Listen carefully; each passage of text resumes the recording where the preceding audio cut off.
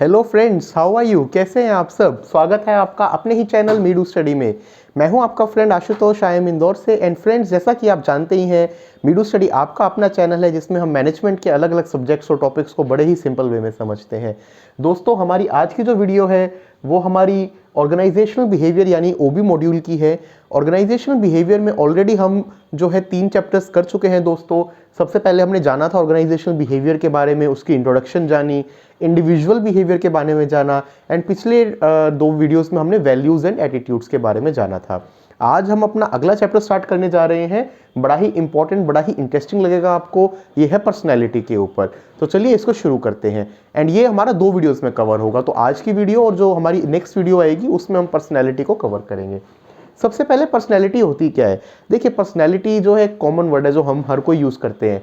आपस में भी बात करते हुए हम कहते हैं ना कि यार क्लास में उसकी पर्सनैलिटी अच्छी है, उसकी इतनी अच्छी नहीं है, या ऑफिस में कितनी डायनामिक पर्सनैलिटी है इसकी, ये इसकी पर्सनैलिटी ऐसी है कि हर कोई इसका फ़ैन हो जाता है। फिल्म स्टार, क्रिकेटर्स, उनकी पर्सनैलिटी के बारे में बोला जाता है कि पर्सनैलिटी हो तो उस जैसी। अब एक्चुअल में पर्सनैलिटी होती क्या है, क्या पर्सनैलिटी से मतलब होता है, और ओबी में या कंपनी के पर्सपेक्टिव में, वर्किंग के पर्सपेक्टिव में इसका क्या रोल है? तो देखिए, मैकलियड ने पर्सनैलिटी को डिफाइन किया है, the most adequate conceptualization of an individual's behaviour in all its details which the scientist can provide at a moment in a time. मतलब इंडिविजुअल किस तरीके से बिहेव कर रहा है और जिसका एक साइंटिफिक एक्सप्लेनेशन हो, वो पर्सनैलिटी है। तो पर्सनैलिटी ट्रेट्स को, पर्सनैलिटी रिलेटेड चीज़ों को साइंटिफिक वे में डिफाइन भी किया जा सकता है, प्लॉट भी किया जा सकता है। और वेबस्टर्स न्यू अमेरिकन डिक्शनरी ने इसको कैसे डिफाइन किया है? The assemblage of qualities physical, mental and moral that set apart one individual from other. मतलब देखिए, हर इंसान दूसरे से अलग होता है। इवन घर में जो है 2 भाई बहन होंगे, भाई होंगे, या इवन ट्विंस भी होंगे ना, जो साथ में पैदा हुए, साथ में पले बड़े, उनकी पर्सनैलिटी भी अलग होगी। तो क्या चीजें अलग बनाती है? जो उनकी क्वालिटीज हैं। और क्वालिटीज में कौन सी क्वालिटीज? फिजिकल। अब कोई इंसान होगा, नेचर भले ही खराब हो लेकिन देखने में जो है हाइट अच्छी है, रंग रूप अच्छा है, अच्छी पर्सनैलिटी है, तो फिजिकल भी हो सकती है। मेंटल, माइंड से कैसा है? कई वो इंसान होंगे देखने में हो सकता है उतने अच्छे ना हो बाहरी उससे, लेकिन बहुत अच्छे विचारों के होते हैं, मन के होते हैं, तो उनकी मेंटल पर्सनैलिटी अच्छी होती है। कुछ मॉरल उससे भाई बहुत हमेशा जो है जस्टिस वाला काम करते हैं, सबकी मदद करते हैं। तो ये सब जो क्वालिटीज़ हैं, इसका कॉम्बिनेशन फिजिकल, मेंटल, मोरल, जो एक इंसान को दूसरे इंसान से अलग बनाता है, उसे हम कहते हैं पर्सनैलिटी। अब पर्सनैलिटी की दोस्तों अलग अलग जो ओबी के विशेषज्ञ रहे हैं जिन्होंने इसको जाना, उन्होंने किन स्टेजेस में डिवाइड किया है उसको जानते हैं। तो सबसे पहले है फ्रूडियन स्टेजेस। सो फ्रूड ने जो है इसको 5 स्टेजेस में डिवाइड किया था, उनके बारे में जानते हैं। सबसे पहली स्टेज दोस्तों है oral stage, pertaining to infancy. Infancy मतलब जब जो है बच्चा पैदा होता है, जो उसकी शुरुआत की टाइम होती है, मतलब 1 साल से भी नीचा होता है, बिल्कुल नवजात शिशु जो होता है, उसको कहते हैं। In this stage, prime source of interaction of infant is through mouth. Because infant is entirely dependent upon caretaker, she develops a sense of trust and comfort through oral stimulation. तो जैसे इस वाली एज में जो है वो बच्चा जो है और कुछ खाता पीता नहीं है, सिर्फ जो है मदर का दूध जो है वो पीता है, तो इसलिए वो अपने केयर टेकर पे जो उसका ध्यान रख रहा है उस पर बहुत डिपेंडेंट होता है। तो उसी से उसको जो है उसकी इनिशियल डेवलपमेंट होती है, और उससे ही वो sense of trust and comfort महसूस करता है, डेवलप करता है। इसके बाद जो अगली स्टेज आती है, एनल स्टेज आती है, ये होती है एज 1 से लेकर 3 तक। इसमें होता है primary focus control of bladder and bowel movements. तो जो बॉडी में ये सब होते हैं, इनको बच्चा कंट्रोल करना सीखता है। बचपन में जैसे बहुत नॉर्मल होता है, फर्स्ट वाली जो स्टेज होती है 1 साल से नीचे, कि उसका इन चीज़ों पे कोई कंट्रोल नहीं होता, भाई बिस्तर पे ही ये सब चीज़ें हो जाती हैं। बट बाद में जैसे जैसे वो बड़ा होता है, इन चीज़ों को कंट्रोल करना लगता है। तो इसीलिए इस वाली स्टेज में प्राइम फोकस होता है कि वो अपनी बॉडी की नीड्स को लर्न कर रहा है, कैसे उनको कंट्रोल किया जाए। और ये development of control leads to sense of accomplishment and independence. उसको ये लगता है कि भाई ये चीज़ें मैं कंट्रोल कर सकता हूँ, जो है जब रिक्वायर्ड हो वॉशरूम में जाके ही उसको यूज़ कर रहा हूँ, इन सब चीज़ों से मतलब उसका कंट्रोल डेवलप हो रहा है और वो अपने आप को अकम्प्लिश्ड फील करता है, इंडिपेंडेंट फील करता है। नेक्स्ट 3 से 6 साल की जो एज होती है उसको फेलिक स्टेज बोलते हैं। इसमें जो है वो मेजर फोकस होता है libido is on genitals and child begins to discover the difference between male and female. तो उसको ये फर्क समझ में आने लगता है। स्कूल 3 से 6 साल की उम्र में वो स्कूल भी जाने लगता है, दोस्त बनाने स्टार्ट करता है, उसको जो है ये जो डिफरेंस होता है वो समझ में आने लगता है। इसके बाद अगली स्टेज, लेटेंट स्टेज 6 साल के बाद से स्टार्ट होती है एंड प्यूबर्टी यानी 12-13 साल तक रहती है। इसमें जो है वो लिबिडो इंटरेस्ट सप्रेस हो जाता है, बच्चा स्कूल में जाके बड़ी क्लासेस में होता है और वो पीयर रिलेशनशिप्स मतलब फ्रेंड सर्कल बनाता है, उसकी हॉबीज एंड इंटरेस्ट डेवलप होती हैं। अगर आप इससे 3 से 6 वाले उससे नीचे वाले ग्रुप में जानेंगे तो बच्चे को अपने इंटरेस्ट का पता ही नहीं होगा, हर रोज कुछ ना कुछ अलग इंटरेस्ट कहेगा। कभी वो कहेगा कि मुझे मान लीजिए डॉक्टर बनना है, कभी कहेगा कि मुझे डांसर बनना है, कभी कहेगा मुझे सिंगर बनना है, कभी कहेगा मुझे पायलट बनना है। उसको इंटरेस्ट का पता नहीं है अपनी हॉबीज का, बट ये उस एज के लिए नेचुरल है।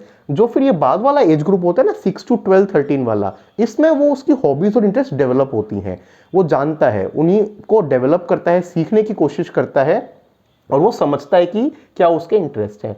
और लास्ट स्टेज होती है उसकी जो इस वाली एज ग्रुप से जब वो बड़ा हुआ से लेकर डेथ तक जाती है, इसमें वो स्ट्रॉन्ग जो है इंटरेस्ट उसका डेवलप होता है अपोजिट, उसमें जो जो भी उसका कहेंगे अपोजिट इंडिविजुअल है, एंड ये चीज अप टिल डेथ चलती है। तो ये फ्रूडियन ने जो है 5 स्टेजेस डिवाइड की थी। अब दूसरे विचारों की तरफ जाते हैं तो एरिक्सन ने जो स्टेजेस बनाई 8 स्टेजेस थी, इनको नियो फ्रूडियन स्टेज भी कहते हैं।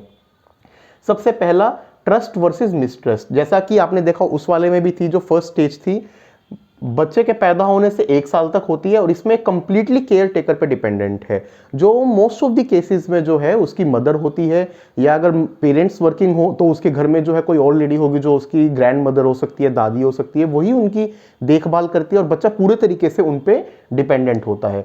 तो इस वाली जो एज ग्रुप है इसमें एक डिपेंडेबिलिटी जो है वो डेवलप होती है, ट्रस्ट जो है ये डेवलप होता है और बच्चा पूरे तरीके से उस चीज के बेसिस पे ही चलता है।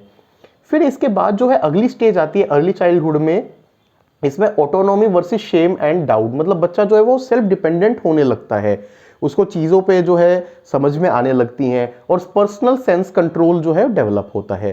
थर्ड स्टेज जो इसके बाद आती है वो होती है initiative versus guilt pre school years में। इसमें वो अपनी पावर्स को एक्सेस करना स्टार्ट करता है, सोशल इंटरेक्शंस डेवलप करता है, सोशल जो है बॉन्ड्स बनाता है। He takes various initiatives while playing and seeks the approval of caretakers. So अलग अलग इनिशिएटिव लेता है जब वो खेल रहा है, फ्रेंड सर्कल में है, और इसमें लेकिन इस वाले एज ग्रुप में जो है वो अपने केयर टेकर से, जो नॉर्मली उसके पेरेंट्स होते हैं उनके अप्रूवल से करते हैं। मतलब उसे बाहर खेलने भी जाना है तो पेरेंट्स से पूछ के जाएगा कि मैं थोड़ी देर बाहर खेल के आऊँ क्या, या मैं इस वाली हॉबी क्लास में जाना चाहता हूँ। तो वो मतलब मोर और लेस अपना पेरेंट्स की या जो जिनके साथ वो रह रहा है गार्जियंस की परमिशन के साथ चीजें करता है।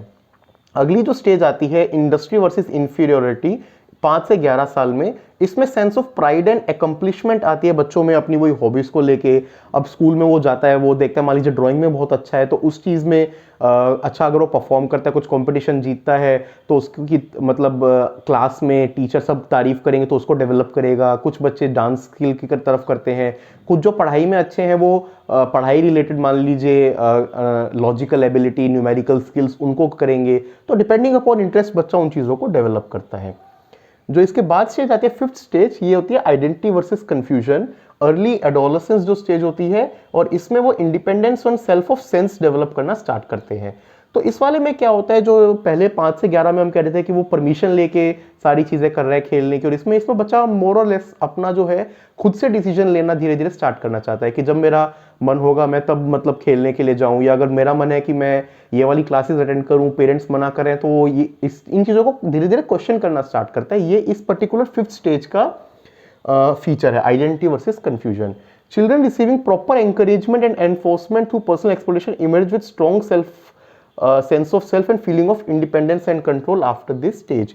तो इस वाली स्टेज में बहुत जरूरी है कि पेरेंट्स भी उनके स्किल्स को, इंटरेस्ट को देख के बच्चे को एंकरेज करें, उनको डेवलप करने में हेल्प करें। यही मतलब फाउंडेशन स्टेज हम कह सकते हैं फिफ्थ स्टेज होती है। नेक्स्ट होती है intimacy versus isolation. This stage covers early adulthood when people start exploring personal relationships. According to Erikson it is vital for people to develop close and committed relationship with other individuals. तो इस वाले में जो है early adulthood जो आप लगा लीजिए 15-16 से लेके और 18-19 वाला एज ग्रुप होता है, जब वो 10th 11th क्लास में है या अर्ली कॉलेज के फर्स्ट सेकंड ईयर में है, तो उसमें वो और ज़्यादा इंडिपेंडेंट वे में करना चाहता है। उसका फ्रेंड सर्कल जो है बाहर डेवलप होता है, उनके साथ वो टाइम स्पेंड करना, चीज़ों को एक्सप्लोर करना पसंद करता है। और जो अभी तक की एज में 12-13 तक तो उसका था कि मेनली घर में रह के पेरेंट्स, ग्रैंड पेरेंट्स उनके साथ ज़्यादा रिलेशन होते थे, इस वाली एज ग्रुप में वो बाहर के रिलेशंस को भी एक्सप्लोर करता है। इसके बाद चलते हैं अगली स्टेज पे, स्टेज 7 जो होती है जनरेटिविटी वर्सेस स्टैग्नेशन। ये अर्ली एडल्टहुड में होती है जब करियर एंड फैमिली, तो मतलब अब उसने कॉलेज कंप्लीट कर लिया या कंप्लीट करने की तरफ जा रहा है, तो उस टाइम पे वो किस पे फोकस करेगा कि मैं करियर को कैसे डेवलप करूँ। कॉलेज वो कॉम्पिटिटिव एग्जाम्स की तैयारियां कर रहा होगा या हायर स्टडीज में जाना चाह रहा होगा। Those who are successful at this stage have a sense of contribution to community as a whole, others feels unproductive। इस स्टेज में जो है बच्चे को प्रॉपर काउंसलिंग एंड बहुत ज़रूरी होती है, क्योंकि देखिए आज के टाइम में इतना कॉम्पिटिटिव वर्ल्ड है, 100 सीट्स के लिए लाखों बच्चे पेपर दे रहे होते हैं, तो हर बच्चा तैयारी करता है लेकिन हर कोई सक्सीड नहीं हो सकता। तो पेरेंट्स का या फिर जो उसके टीचर्स हैं या जो उसके पीयर ग्रुप है जिनके साथ वो तैयारी कर रहा है, उनसे उसको प्रॉपर सपोर्ट मिले, काउंसलिंग मिले, वो बहुत ज़रूरी है। इस स्टेज में जो बच्चा सक्सेसफुल होता है वो डेफिनेटली सेंस ऑफ अकम्प्लिशमेंट उसमें आती है। एंड कई बार जो सक्सेसफुल नहीं हो पाते मल्टीपल अटेम्प्ट्स के बाद, वो कई बार बच्चों में ये भावना भी आ जाती है कि कहीं मैं अनप्रोडक्टिव तो नहीं, मुझ में कैपेबिलिटी तो नहीं। तो बहुत ज़रूरी होता है नॉर्मली ये वाली, देखिए एज ग्रुप ऐसा है जो मैंने बताया कॉलेज वाला, पेरेंट्स कुछ कहते हैं वो बच्चे को पसंद नहीं आएगा, बट वो अपने तरफ से जो है सारी चीज़ें खुद कर भी नहीं सकता, तो बहुत सोच समझ के इस वाली चीज़ में गाइडेंस देनी होती है। नेक्स्ट आती है स्टेज 8, इंटीग्रिटी वर्सेस डिस्पेयर। तो इस वाले में क्या है, towards last stage of life, मतलब मान लीजिए रिटायरमेंट हो गई, उसके बाद 60-65 के बाद जब इंसान जो वर्क लाइफ थी उससे हो चुका है रिटायर, अब खुद का पर्सनल काम भी तो उस पर जाता नहीं, या जाता भी है तो मतलब मोर और लेस काम वो बच्चों को हैंड ओवर कर चुका है, या अगर रिटायर हो गया तो घर में टाइम स्पेंड करता है। तो इस वाले में जो आदमी होता है वो अपनी लाइफ पे रिफ्लेक्ट बैक करता है, वो ये सोचता है कि भाई मैं बचपन में मैंने क्या सोचा था, क्या मेरी एस्पिरेशंस थी, क्या मैंने पाया, क्या नहीं पाया। People who are unsuccessful at this stage feel their life has been wasted and experience regret.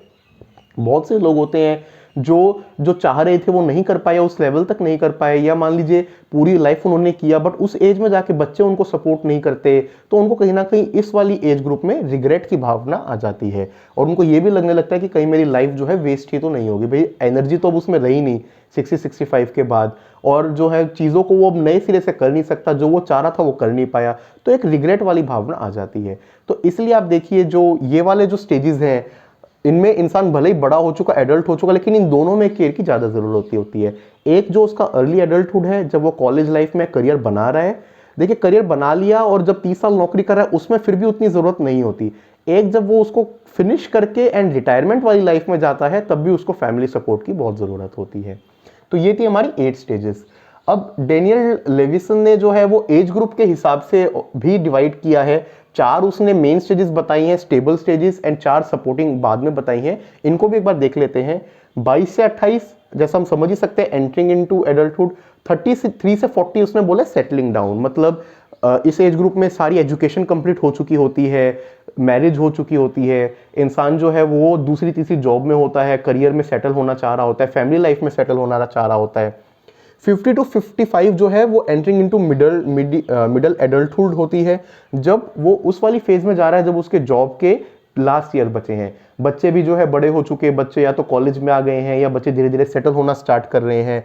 और 55 to 60 होता है एंड ऑफ मिडल एडल्टहुड। इसे एंड ऑफ मिडल एडल्टहुड इसलिए कहते हैं क्योंकि ये वो पीरियड होता है, डिपेंडिंग अपॉन कौन सी जॉब है। प्राइवेट सेक्टर में बंदा 55-58 तक रिटायर हो जाता है, इवन गवर्नमेंट में भी 58-60 तक हो जाता है। तो इस वाले में वो कहीं ना कहीं रिटायरमेंट पे आ चुका होता है, रिटायर हो चुका होता है, और फैमिली की तरफ से भी रिस्पॉन्सिबिलिटीज पूरी कर रहा होता है या कर चुका होता है। भाई बच्चों की एजुकेशन कंप्लीट हो चुकी होती है, शादी कर दी होती है या उस प्रोसेस में होता है, तो इसको जो है 4th स्टेज बोलते हैं।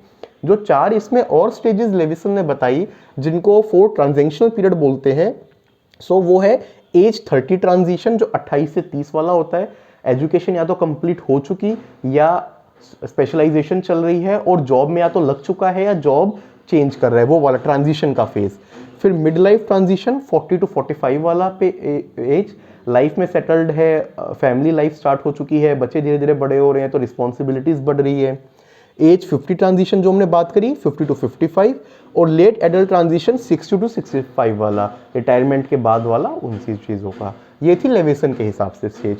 तो दोस्तों ये आज वाली इसमें हमने वीडियो में ज़्यादा स्टेजेस के बारे में, उन चीज़ों के बारे में जाना। अब इनका कैसे बंदे की पर्सनैलिटी पे इम्पैक्ट होता है एंड क्या करना चाहिए वो हम अगली वीडियो में जानेंगे। आपको हमारी आज की वीडियो कैसे लगी प्लीज़ बताइएगा। आप हमारी मेल आईडी meedu.study@gmail.com पे बता सकते हैं या फिर कमेंट सेक्शन में बता सकते हैं। आपको हमारी वीडियो अच्छी लग रही है तो इसको लाइक कीजिए, शेयर कीजिए एंड मीडू स्टडी को सब्सक्राइब कीजिए। Thank you, take care.